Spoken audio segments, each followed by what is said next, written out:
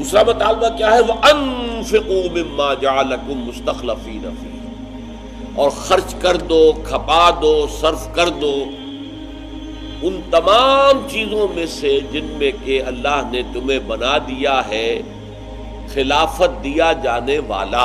یہ میں کیوں ترجمہ اس طرح سے کر رہا ہوں، اس کی وضاحت بعد میں ہوگی۔ پہلی بات تو یہ کہ انفاق کے لفظ کو سمجھ لیجئے، اگرچہ کثرت استعمال سے اس سے مراد لی جاتی ہے انفاق مال، اللہ کی راہ میں مال خرچ کرنا، لیکن یہ بات اچھی طرح سمجھ لیجئے کہ عربی محاورے کی روح سے بھی یہ جان کھپانے کے معنی میں بھی آتا ہے۔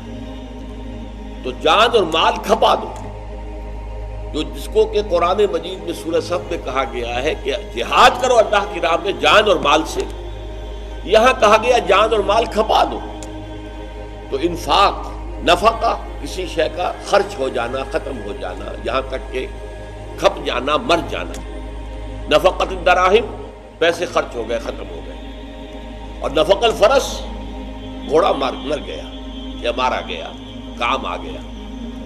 اور اسی طریقے سے ایک حدیث نبوی میں جو ہمارے اس منتخب نصاب میں شامل بھی ہے، اس میں کہا گیا ہے کہ کسی بندے کی وَلَا ثَقَّلَ مِيزَانَ عَبْدٍ كَدَابَّةٍ تُنْفَقُ لَهُ فِي سَبِيلِ اللَّهِ أَوْ يُحْمَلُ عَلَيْهَا فِي سَبِيلِ اللَّهِ، کسی بندے کے نیک اعمال کے پلڑے کو زیادہ بوجھل نہیں کرتی کوئی شے اس سے زیادہ کہ جتنا بوجھل وہ ہو جاتا ہے اس جانور سے کہ جو اس کے لیے اللہ کی راہ میں کام آ گیا۔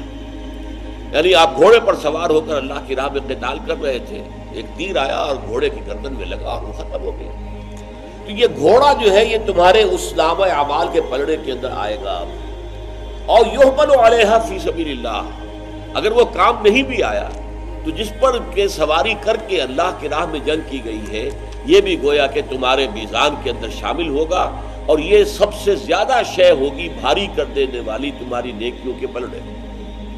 تو یہاں میں نے جو بات واضح کی اس کو سمجھ لیجئے کہ اگرچہ انفاق کے لفظ کا زیادہ اطلاق ہے مال خرچ کرنا، پیسہ لگانا، دولت صرف کرنا، مالی ذرائع استعمال کرنا، لیکن یہ یکساں طور پر اپنی اصل کے اعتبار سے، عربی محاورے کے اعتبار سے جان کھپانا، جان خرچ کرنا اور جان صرف کر دینا، جان دے دینا، جان قربان کر دینا، یہ تمام مراحل اس میں شامل ہیں۔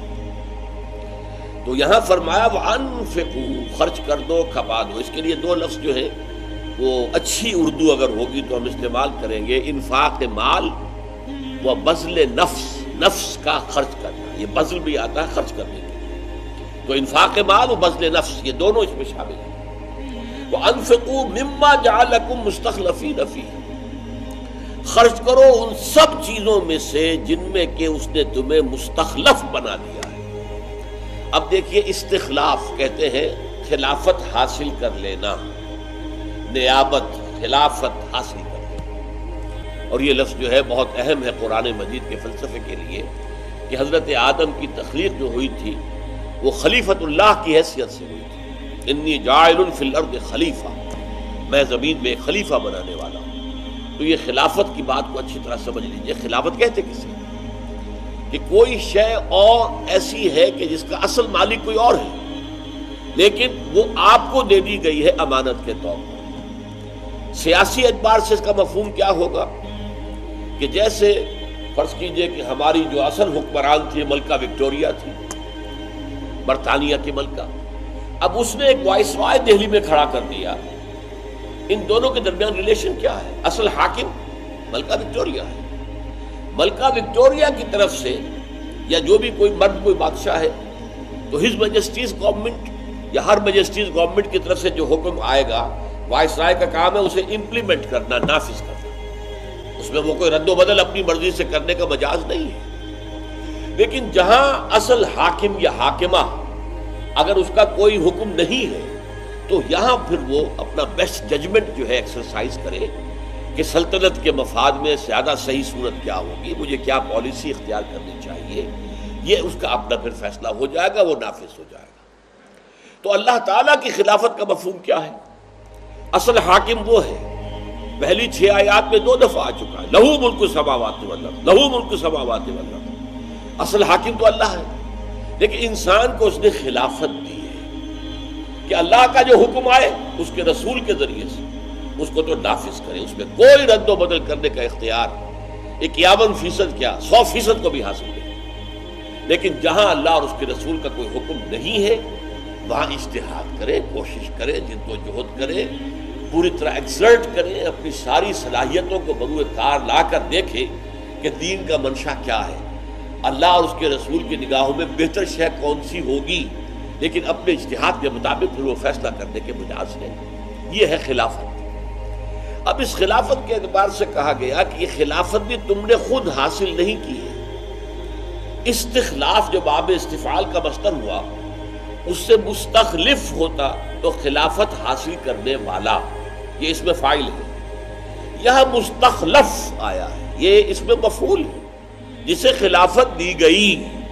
اب دیکھیے دو معنی جمع ہو گئے۔ اول یہ کہ جو کچھ تمہیں دیا گیا اس کے مالک تم نہیں ہو بلکہ تم امین ہو۔ این امانت چند روزہ نزد ماست، در حقیقت مالک ہر شے خداست۔ یہ جو کچھ بھی میرے پاس ہے یہ چند روز کی ایک امانت ہے، باقی مالک تو ہر شے کا اللہ ہے۔ نمبر دو، یہ امانت بھی تم نے حاصل نہیں کی ہے، یہ امانت بھی تمہیں دی گئی ہے، تم پر امپوز کی گئی ہے، تم پر ٹھوسی گئی ہے۔ اللہ تعالیٰ کی حکمت تخلیق کے تحت اس نے یہ خلافت تمہیں عطا کی ہے، تم عطا کیے گئے ہو۔ جعلکم مستخلفین فی، اب جعلہ پھر مزید تیسرے درجے میں تمہیں بنا دیا ہے مستخلف جن چیزوں کے اندر، ان میں سے لگا دو، کھپا دو، صرف کر دو، خرچ کر دو اللہ کی راہ۔ یہاں پہ اللہ کی راہ کے الفاظ نہیں آئے ہیں لیکن یہ آگے چل کر بات واضح ہو جائے گی، کیونکہ ابھی تو یوں سمجھیے کہ انہیں نٹشل ایک آیت میں وہ دو تقاضے بیان کیے جائے، یہ دو عنوانات آ گئے۔ آمنو باللہ و رسولہ، ایمان لاؤ اللہ پر اس کے رسول پر جیسے کہ ایمان کا حق ہے۔ وَأَنفِقُوا مِمَّا جَعَلَكُمْ مُسْتَخْلَفِينَ فِيهِ، اور لگا دو، کھپا دو، خرچ کر دو، انفاق مال بھی، بذل نفس بھی، ان تمام چیزوں میں سے جن میں کہ اللہ تعالیٰ نے تمہیں مستخلف بنا دیا ہے۔ یہ استخلاف بھی تم نے خود حاصل نہیں کیا بلکہ تمہیں